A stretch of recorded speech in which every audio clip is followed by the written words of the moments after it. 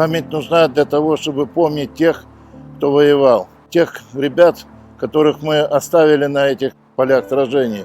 Память нужна для будущего. Если мы не будем помнить прошлое, у нас не будет будущего. Если мы помним свою историю, если мы верны ей, вот в этом и наша сила. Если мы не будем друг друга поддерживать, друг друга помнить, то кто будет? То кто будет? Забудем историю, забудем все. Мы будем чужими людьми.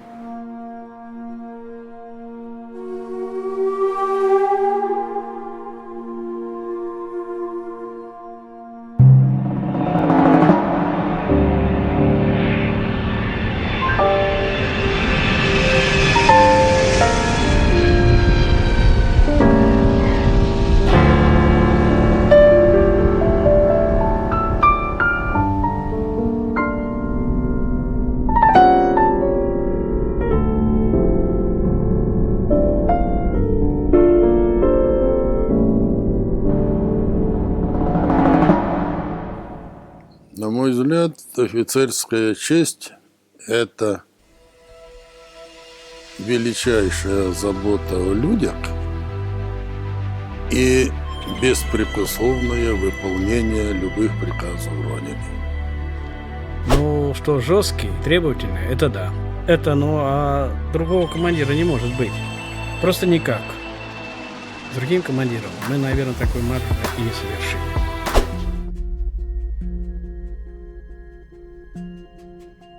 За чужую печаль и за чье-то незваное детство нам воздастся огнем и мечом, и позором вранья возвращается боль, потому что и некуда деться.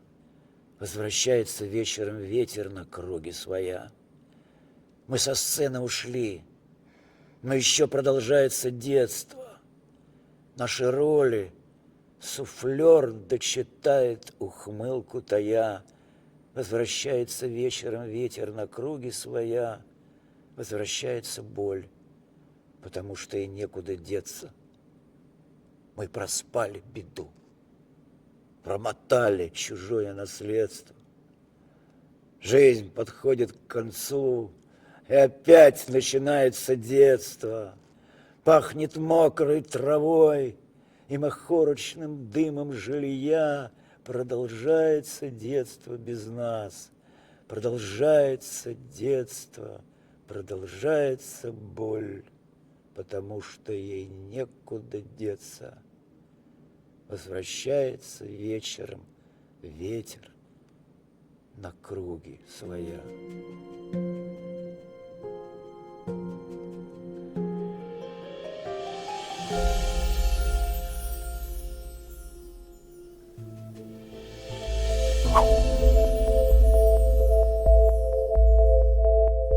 В армии существовал и будет вечно существовать приказ.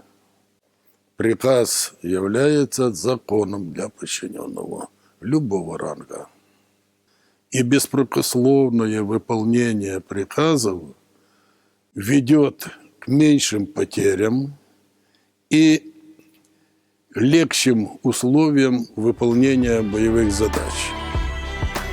Если я не ошибаюсь, Суворов говорил, что тяжело в учении, зато легко в бою. Я бы сказал, хоть и тяжело в учении, но в бою никогда легко не бывает. В бою бывают различные ситуации, которые предусмотреть нельзя. И бой – это не игрушка, а борьба на жизнь и на смерть. Да, были у нас с ними передряги и перетас. Все было в жизни. Но никогда он не передавал и никогда не унижал. Мог один на один тебя вызвать, наорать, накричать и кулаком погрозить. Но чтобы при офицерах этого не было. И особенно при подчиненных. Да.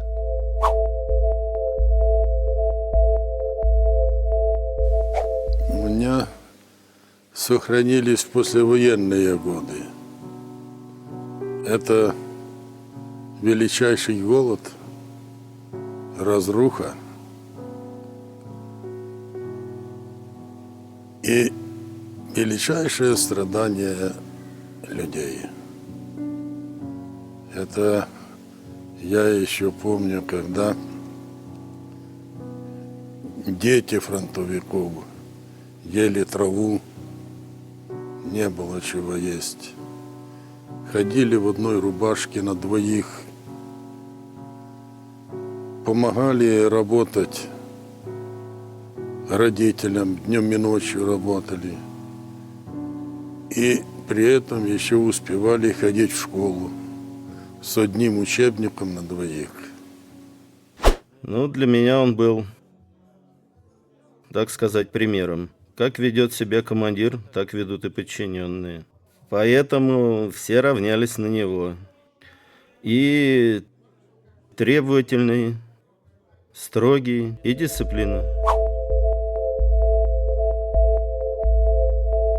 Я, будучи в должности заместителя командира роты по технической части, все время мечтал быть командиром.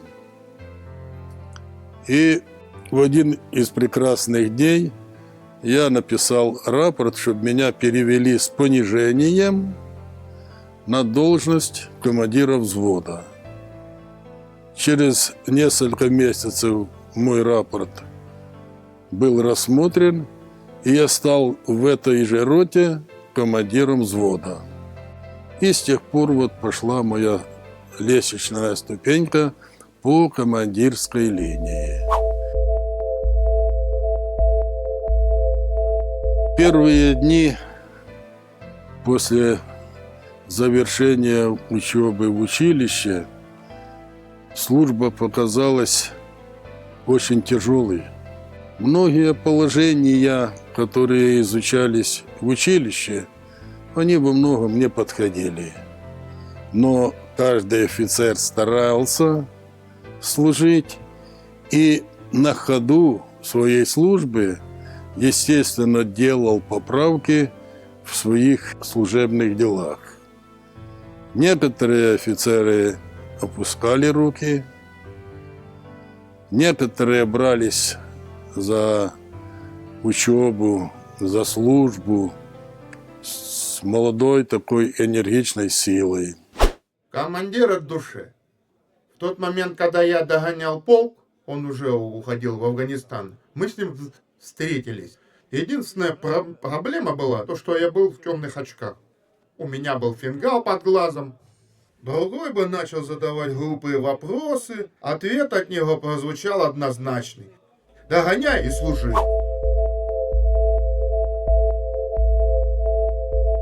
На этом участке границы, который прикрывал 860-й полк, он был в единственном числе. В связи с тем, что боевые действия должны и предполагались проходить в горах, то в ежедневной подготовке, в боевой подготовке солдат учитывался элемент боевой подготовки действий солдата в горах. Поэтому, когда возникла такая необходимость у руководства, мы оказались ближе всех к восточной части Файзабада и смогли совершить этот марш и выполнить поставленную задачу. Я искренне благодарю, что судьба свела меня с этим человеком, что мы с ним плечом к плечу пробивались вместе со своими однополчанами к этому Файзабаду и выполнили высокую правительственную задачу. Задачу уникальную, поскольку наш полк поставил точку в приводе войск наших в Афганистан. Все эти причины необходимо рассматривать в комплексе. Во-первых, 3-4 сутки хронически уставшие солдаты, засыпавшие на ходу, неудачная заправка горюче-смазочными материалами целого батальона зимой водой Заправленные машины водой, они не давали возможности обойти их на горных перевалах, так как дороги были очень узкими, и приходилось стаскивать на буксир эти заглохшие машины в сторону, чтобы дать возможность пройти в остальной колонне. На афганской территории большое количество завалов, в том числе и минированных, и под прикрытием групп снайперов, которые вели очень прицельный огонь по нашим солдатам, которые разбирали эти завалы. Весь этот комплекс мероприятий был самым таким тяжелым условием. Плюс ко всему горные реки, которые очень просто и легко уносили наши боевые машины вниз по течению, и приходилось их тоже спасать.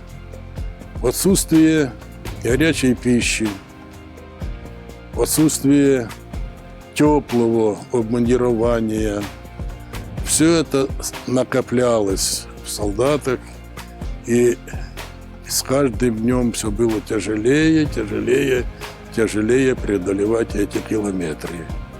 Если в первые дни проходили мы по 250-300 километров, то уже на афганской территории мы проходили по 500-800 метров в сутки под огнем противника. Тяжело было эвакуировать убитых солдат. Все это создавало и такой моральный климат воздействия на солдат, когда рядом лежат убитые парни, отдавшие свою жизнь за Родину. Вот это было нам тяжело. Мы, по крайней мере я, не уверил. Он для меня был, но как бы человеком, который вел нас вперед. А нам не оставалось ничего делать, как верить и двигаться, потому что назад дороги нет. В ходе марша мы по вине личного состава и командиров не потеряли ни одной единицы техники, ни одного солдата. На афганской территории было потеряно несколько машин в результате подрывов на завалах, а как таковых потерь техники не было. Но потом, в ходе боевых действий были большие потери. При совершении марша потерь не было, хоть и спали люди за рулем иногда. Но когда уже там освоились и начались боевые действия в горах, там потери и подрывы были очень часто. Первые дни, когда приходилось стрелять с автомата или стрелять с пушек, была какая-то робость внутри, что стреляешь по живым людям. Хоть мы были военные, готовились к войне, а психология человеческая, солдатская, не позволяла так смело стрелять в наших врагов. Когда появились первые жертвы, тогда эта психология начала меняться в сторону ужесточения, в сторону ненависти к врагам. И уже люди стали привычней вести боевые действия вот действительно лицом к лицу с противником.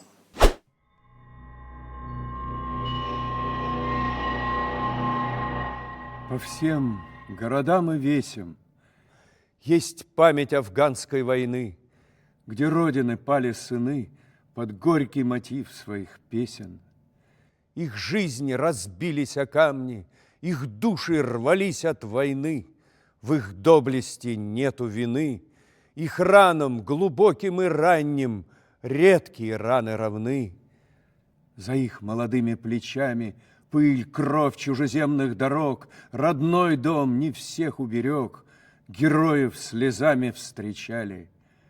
Что ж, нам не впервой, если гибель, что ж нам не впервой, если бой, и все же нам мир, а им боль, медаль и простреленный китель. Афганские горные дали узнали о наших бойцах, и памятью той об отцах детей своих матери ждали. Что ж нам не впервой, если гибель, что ж нам не впервой, если бой, и все же нам мир, а им боль, медаль и простреленный китель. И стала такая печаль, и мир не заменит утраты. Понятно, что наши солдаты присяге верны, не речам. И все же однажды под горло накатит обида и гнев. Никто не ответит за тех, кого будем ждать еще долго. Что ж нам не впервой, если драться? Солдатская правда одна. Знайте, что вами гордятся. Носите свои ордена. Ох, Господи.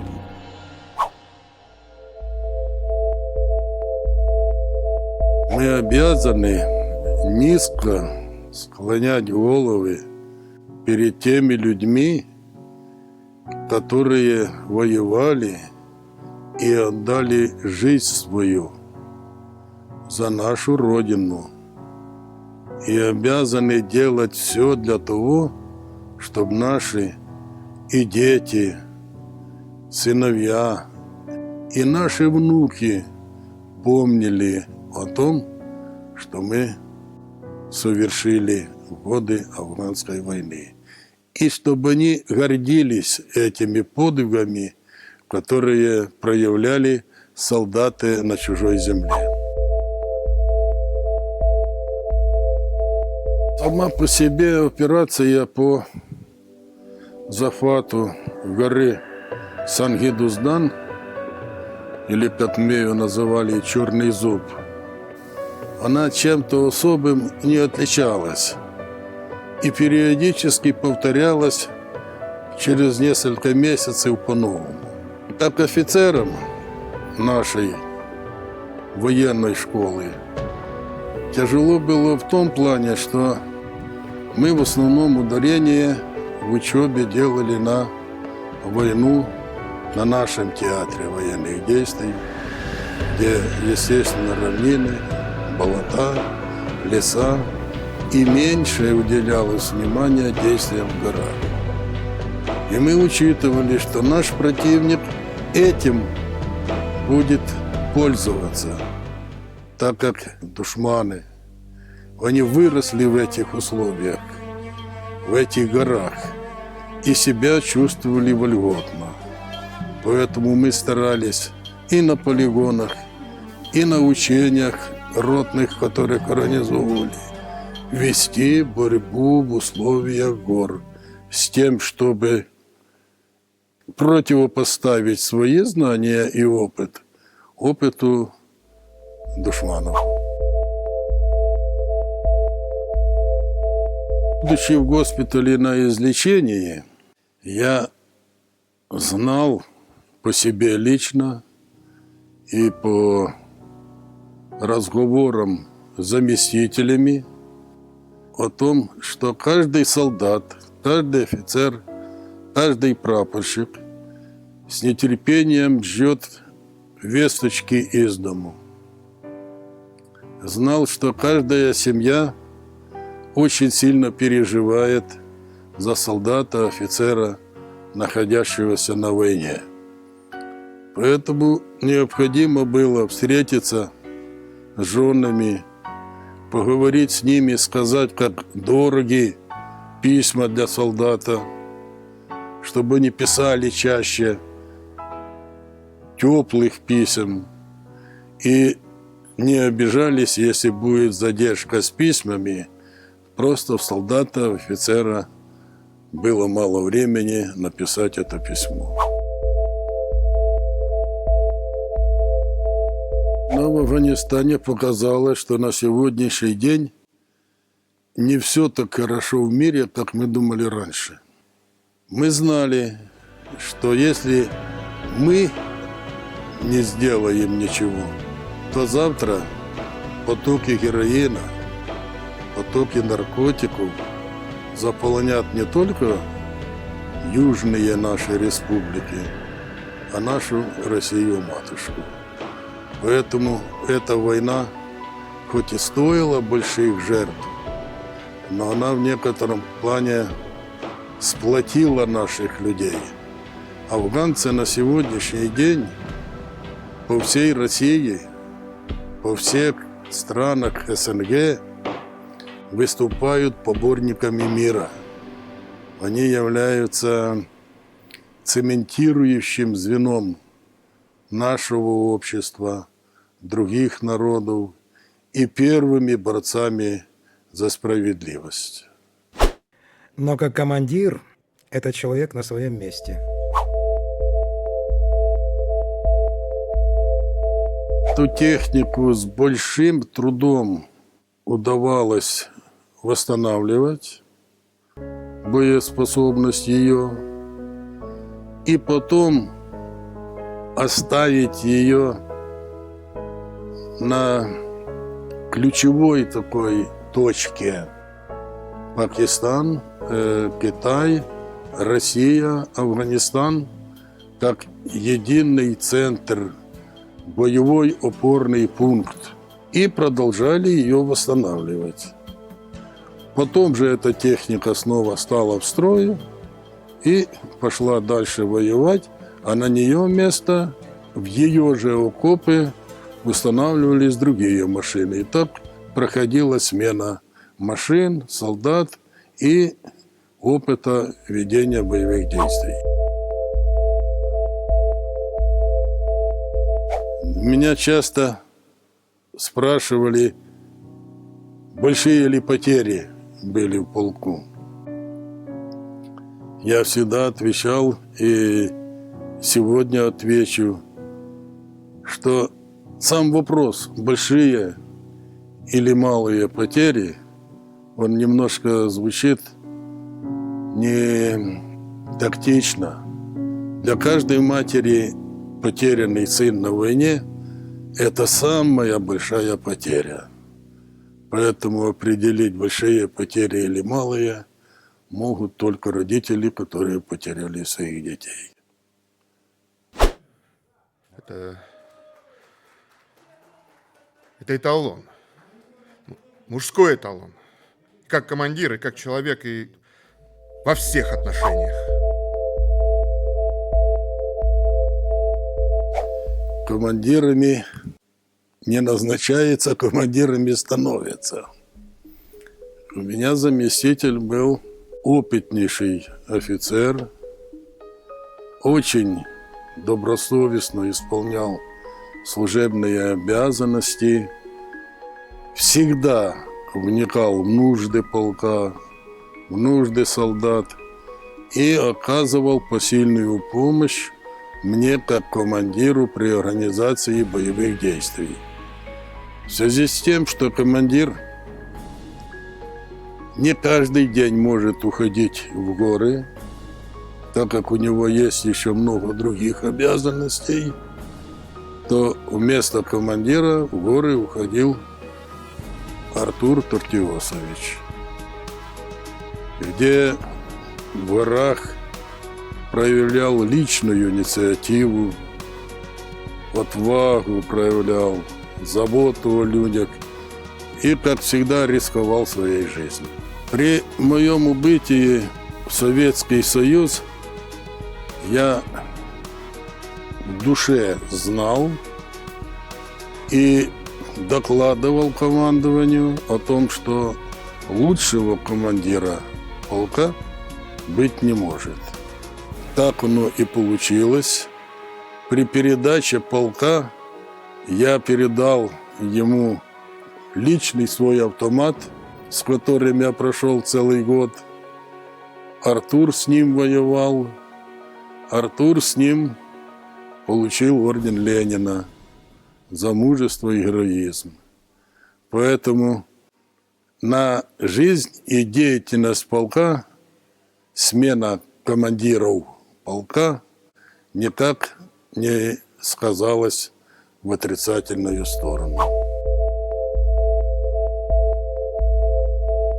Вывод войск характеризовался тем, что был высокий такой моральный подъем солдат, возвращение на родину. Хотя в душе они и вспоминали иногда и добрым словом Афганистан, потому что Афганистан помог им сдружиться, выработать необходимые навыки для ведения боевых действий в Ирак, прочувствовать дружбу, товарищество, взаимовыручку. Все это обогатило их, и они с некоторым сожалением, но с большой радостью возвращались домой. Поэтому он не только стал командиром полка хорошим, но и в последующем, занимая другие должности, более высокие, проявил себя достойно, к нему всегда все относились по-доброму, с уважением. И сегодня, например, он в высоком воинском звании уважаемый человек. Добросовестнейшим образом изучать военное дело и беречь своих подчиненных. И тогда у него будет и успех, и будет продвижение по службе, и будут победы. Строгий и справедливый, и честный. Больше я ничего не могу сказать о нем, потому что я очень его уважал. И я думаю, что все в нашем полку батю уважали. За то, что он был справедлив, честен и требователен. И в первую очередь он был требователен к себе. А потом уже к офицерам, сержантам, ну и к нам, к рядовым солдатам. Так что дай бог такого иметь командира, какой у нас был.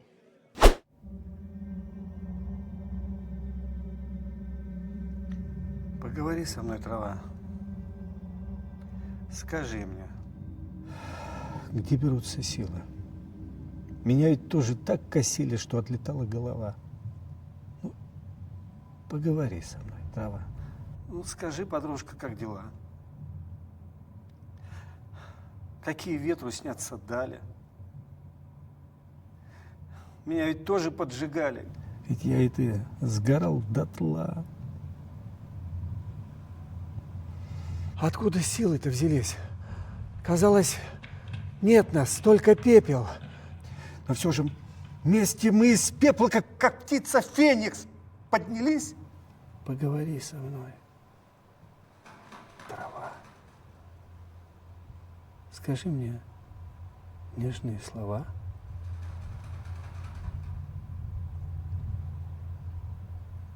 Нас ждут и праздники, и будни. Я снова весел, молод буду. Нет, ты говори еще, трава. А что? А что там небо и луна? Ах да, уж спать пора. Все так не вовремя всегда. Ну, укрой меня с собой, как прежде. С утра омоемся росой. Позволишь? Пробегусь босой. Нам столько есть что рассказать. Да-да.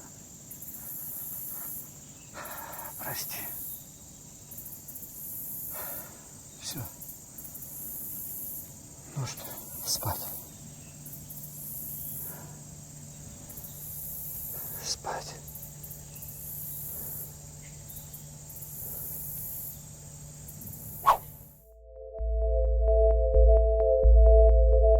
Плохих подчиненных не бывает. Есть плохие командиры. Хороших командиров всегда хорошие подчиненные.